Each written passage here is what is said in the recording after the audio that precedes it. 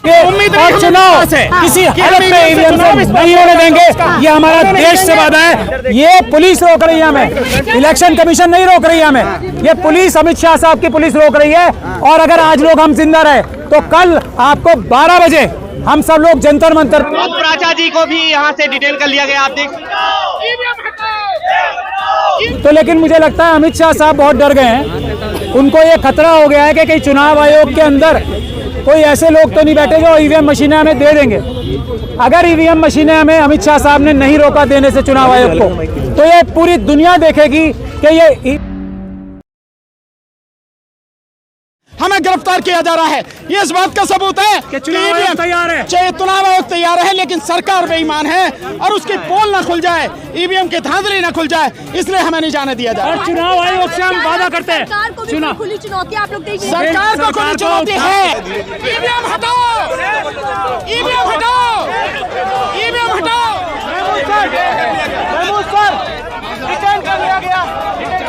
हमारा एनकाउंटर कर दे। अमित शाह से डरता नहीं हूं मैं, एनकाउंटर कर दो, डरता नहीं है। ईवीएम हटाओ, ईवीएम हटाओ।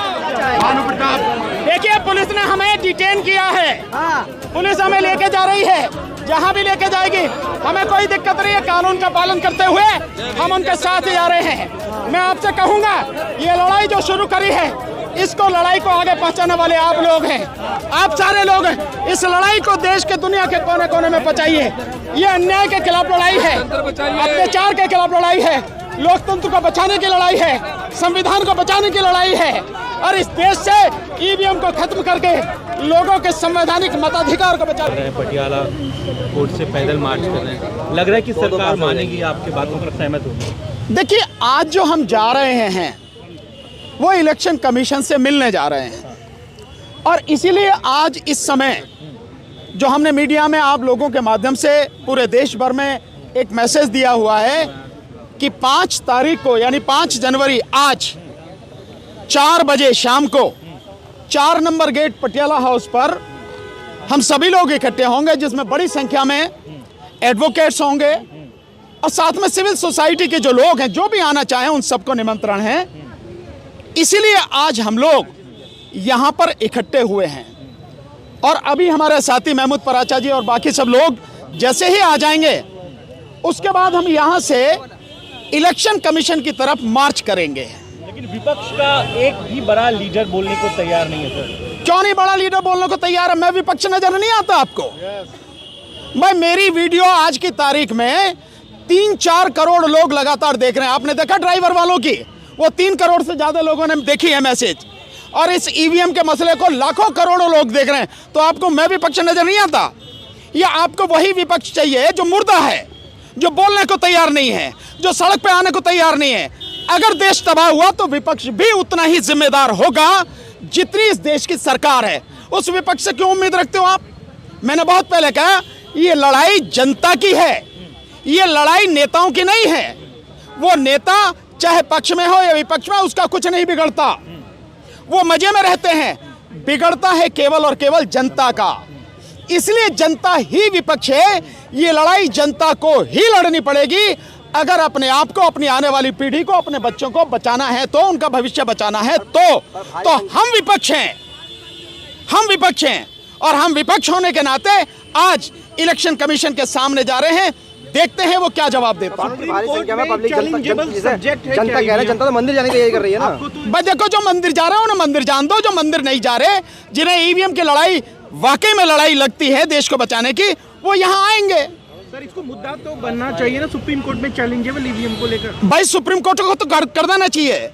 एडीआर की जो पिटीशन है, मैं समझता हूं अब तक की जितनी भी पिटीशन सुप्रीम कोर्ट में डाली गई हैं, एडीआर की पिटीशन ईवीएम के मसले पर सबसे बेहतरीन, सबसे बढ़िया पिटीशन है। उसमें तमाम सबूत दिए गए हैं, तमाम तथ्य दिए गए हैं। अब ये फैसला सुप्रीम कोर्ट का है कि वो इसे प्रॉपर तरीके से, कानूनी रूप से न्याय करते हुए डिसाइड करे। लेकिन अगर सुप्रीम कोर्ट डिसाइड नहीं कर रही तो प्रश्न चिन्ह तो सुप्रीम कोर्ट की तरफ भी लग रहा है। पर हमारा बहुत सीधा सा है, मैं बार बार कहा है, हमें अदालतों पर ज्यादा भरोसा नहीं है। और इस देश में जिस तरह से सभी संवैधानिक संस्थाएं, सभी सरकारी विभाग सरकार के चरण चुंबन में लगे हुए हैं, उसकी गुलामी कर रहे हैं, साष्टांग उसके सामने नमन कर रहे हैं। ऐसी स्थिति में और जब अदालतें भी कुछ नहीं कर पा रही है, जनता को न्याय नहीं दे पा रही, केवल और केवल एक रास्ता बचता है।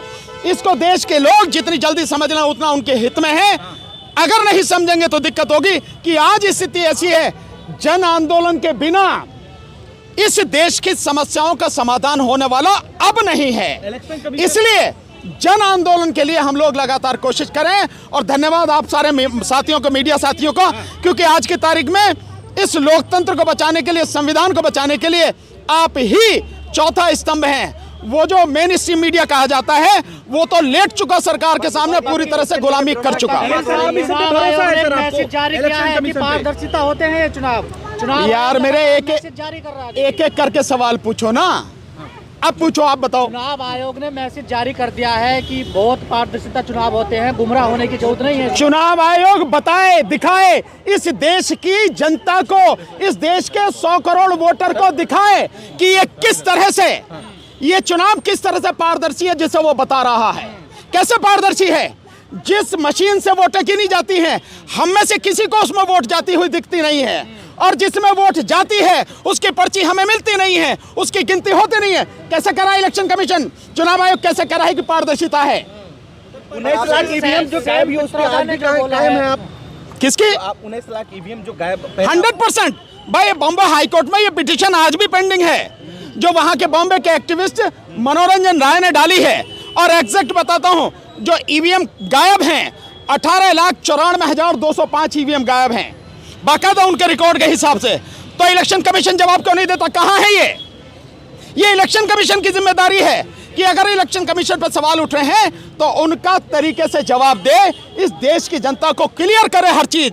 इलेक्शन कमीशन की जिम्मेदारी है इस देश में इलेक्शन पूरी तरह से स्वतंत्र, निष्पक्ष और पारदर्शी होना चाहिए, फ्री, फेयर एंड ट्रांसपेरेंट होना चाहिए। यही उसकी जिम्मेदारी है, यही उसका काम है। और आज की प्रक्रिया में इलेक्शन कमीशन की जो प्रक्रिया है, इलेक्शन की जो प्रक्रिया है, वो पूरी तरह से केवल और केवल इलेक्शन कमीशन पे विश्वास करके चल रही है। कोई संत है क्या इलेक्शन कमीशन?